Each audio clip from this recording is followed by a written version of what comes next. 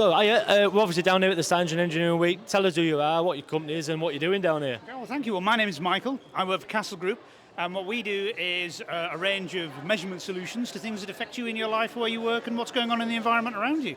We're here specifically to help encourage the various age groups that come down to think about what goes on in what's involved in doing things. Because how often do you hear somebody go, "Oh, there's an app for that"?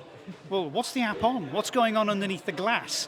And that's what we're here to sort of help people think about. Yeah. So that's why we have this different selection of things available on our stand, so that people can have a look at what's inside the instruments. Here we have the evolution of what goes inside one of our instruments, from what we used to do 30 years ago to the present day. So although the casing has remained the same, what goes on inside that casing has changed. We have a couple of physical challenges for people to do, again, to get them to think about how something goes together, what's involved in that. And because at the end of the day, they are youngsters and they've got a lot of energy, we have a way for them to burn that off by trying to shout me to death. Yeah, it's certainly been a popular stand, and every few minutes you can hear somebody shouting, so there's been plenty of kids down here being engaged. What advice would you give to those kids about, if they're finishing school or college and they want a career in the sciences? What advice would you give them? Well, first of all, get a good grip on what it is that you want to do before you sort of launch yourself into something. So there are a lot of courses out there available. Obviously, if you're lucky enough that you've been through a sort of technical education, so if you've already been to the UTC, for example, that's already giving you some grounding. But look at what it is that you want to do, research the necessary courses you want to do, get a good grounding in your topic, and then get out there, get on those courses. So, I mean, it might well be that you have to go slightly further afield than Scarborough. Obviously, we do have the tech, we do have the sixth form, but it might well be that you find yourself travelling further afield to an appropriate college or university somewhere. I myself went to York, for example.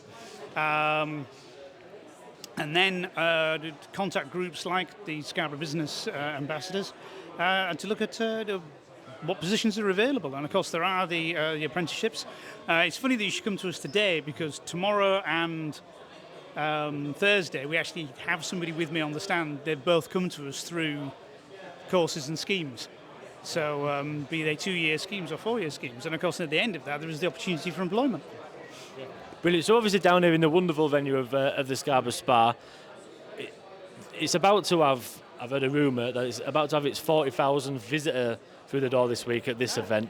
So how important is it to have events like this and get the local kids engaged? Oh, very. I mean, we've been ourselves, Castle Group, we've been involved with this since it started. So I think that's 14 years now. Wow.